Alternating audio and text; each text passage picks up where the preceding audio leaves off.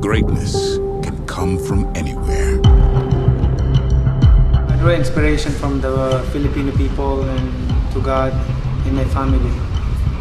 Hard work is the most difficult things in boxing.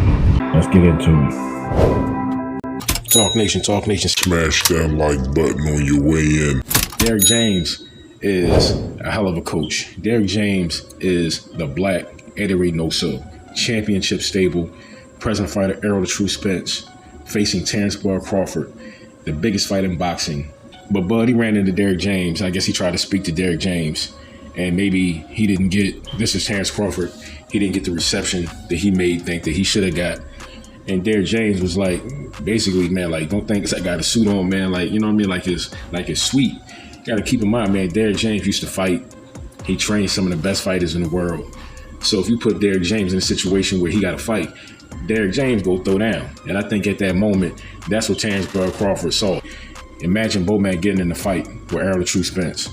It ain't going to end well. You know what I mean? But if Derrick James get into a fight with Terrence Bud Crawford, yeah, he may win, but Derrick James, he gonna get some licks in. But end of the day, Bud, Spence, they're gonna get in that ring and they're gonna go at it. They have two phenomenal coaches in their corners, Bomac, Derrick James, and especially Crawford, because he has multiple coaches in his camp and in his corner. So salute to those brothers also. But coaches can go at it with each other. Fighters can go at it with coaches. But at the end of the day, only the fighters is going to get in the ring. And they're going to say who's the better man on the night. Derrick James is a phenomenal coach. You got Frank Martin. You got Errol SPENCE. Now Ryan Garcia. Anthony Joshua. You got the Charlo. I mean, Derrick James is a championship caliber and tier coach. As far as stables, Derrick James got the better stable. And it's not even close. Now, who's the better fighter on the night? That's what we're going to find out July 29th. That's what I want to know. That's what you want to know. That's what the world wants to know. So these engagements that these fighters have, whether, like I said, whether it's fighter against coach or coach against coach, it really doesn't matter.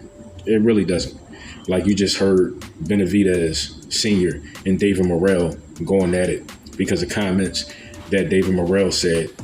But David Morrell was basically venting because Benavidez Sr. said that Morrell's camp said that he's not ready to face David Benavidez. And that very well may be true. Maybe he needs a couple more fights to become a more polished fighter. Yes, right now he has talent and he can, I mean, he's even dangerous. But according to Benavidez Sr., he says Benavidez, his son, will stop David Morrell. And that's saying a lot. But David Benavidez is a very, very special young talent. He's 26 years old. Right now, he's trying to get Canelo Alvarez. Doesn't look like Canelo Alvarez is going to give David Benavidez that shot, even though he offered Canelo Alvarez upwards of $45 million. I heard somebody make the comment saying that, you know what, like Bud looked like a little boy compared to Errol SPENCE. Errol said himself, Crawford looks like he's already on weight. So Errol know the deal. Errol know the deal. He sees what's in front of him. He sees the dedication, determination already of Terrence Crawford, because the fight is already weeks out, but he's already on weight. So the only thing that he's training for when he's in the gym is strategy. How am I going to break this man down? How am I going to beat this man? He's not training to get in shape. He's not training for conditioning purposes. No, he's already in fight shape. Terrence Crawford has already been in the gym training way before the fight was even released. And right now, Bud is already on weight, in shape. He can fight this weekend if the fight was this weekend. Errol is pretty much showing everybody how he looks and I guess in his walking around weight, but he's in better shape. He's definitely not 147, but he's not as heavy as he generally is, but he's heavier than his, I guess he's heavier than his fighting weight. So he's not yet in fighting shape at fighting weight. So that's why during the press conference, he looked like he's so much bigger than Bud, because he is bigger than Bud. Bud is on weight. Spence ain't on weight. You know what I mean? Yes, he's a little bit taller than Crawford, but as far as physicality, as far as physical weight, we know Spence is the bigger guy. But guess what? They both got to weigh in at 147. That's number one.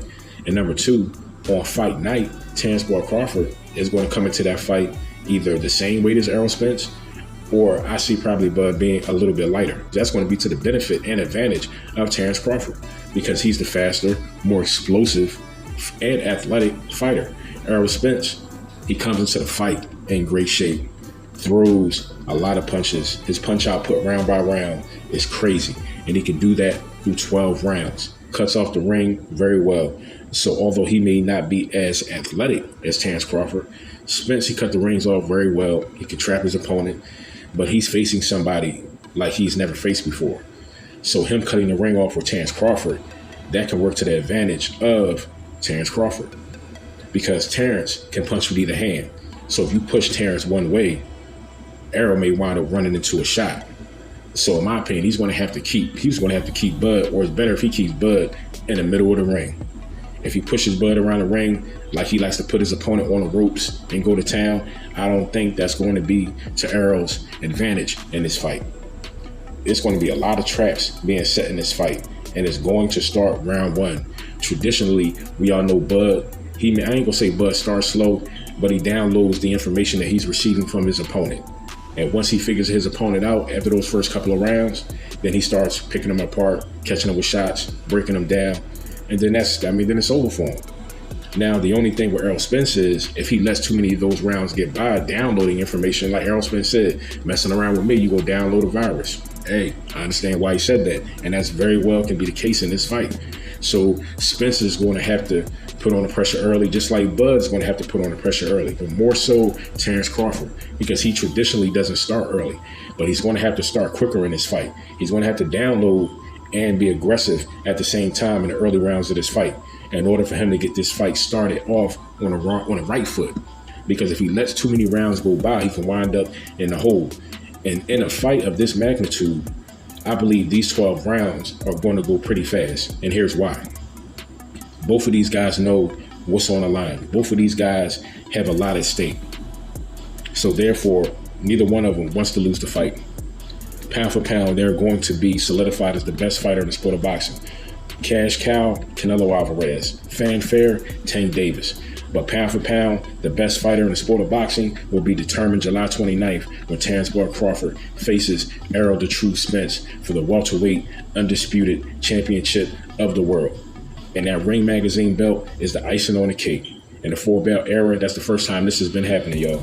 So this is going to be a great fight. Shout out to Derrick James. Shout out to Bomac. Shout out to Bud. Shout out to Spence.